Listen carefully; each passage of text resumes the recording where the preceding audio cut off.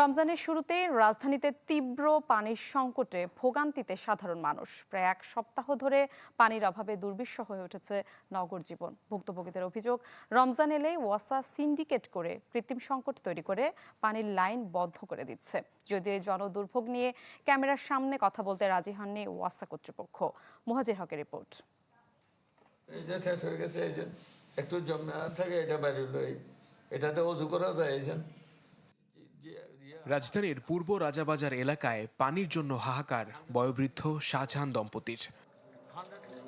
সারাদিনে কলে পানি থাকে খুবই অল্প সময়, তাই সংরক্ষণ করা পানিতে কোনো মতে চালিয়ে নেন সেহরি, ইফতার।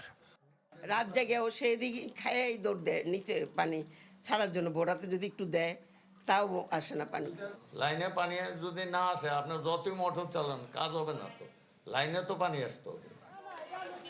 ঢাকা উত্তর সিটি কর্পোরেশনের শেরেবাংলা নগর থানাধীন পূর্ব রাজাবাজার, আমতলা, ইন্দিরা রোড, খ্রিস্টানপাড়ায় পানির সংকট অনেকটাই এমন। তাদের অভিযোগ, রমজান এলেই ওয়াসার একটি সিন্ডিকেট তাদের গাড়ি ভর্তি পানি বিক্রির জন্য বন্ধ করে দেয় ওয়াসার পানি। বাধ্য হয়ে 400 থেকে 800 টাকায় এসব পানি কিনতে হয় তাদের। রোজার আগে ঠিকই পানির থেকে যখন রোজা শুরু হয় তখনই পানি হাহাকার। আজকে 6 দিন ধরে আমি পানি পাইতেছি না। গাড়ি বিক্রি করার জন্য প্রতি বছর ওরা গাড়ির সাথে গাড়িওয়ালার এক লাইন, আর ওরা লাইনম্যানের এক লাইন।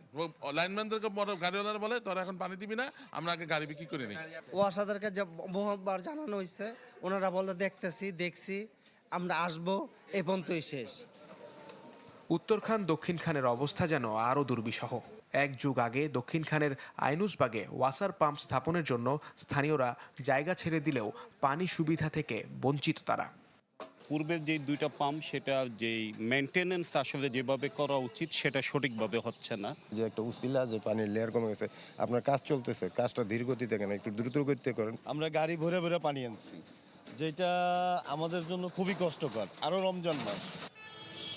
পানি সংকট নিয়ে কথা বলতে ওয়াসায় বারবার যোগাযোগ করা হলেও দায়িত্বশীল কেউ ক্যামেরায় কথা বলেননি। তবে সংস্থাটির জনসংযোগ কর্মকর্তা আগে থেকে রেকর্ড করা প্রধান প্রকৌশলীর একটি অডিও বার্তা পাঠায় চ্যানেল 24-কে।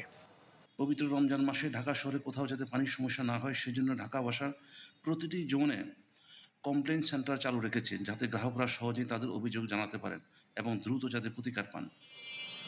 এমন অবস্থায় পানির সমস্যা সমাধানে নতুন সরকারের প্রতিনিধিদের এগিয়ে আসার আহ্বান ভুক্তভোগীদের।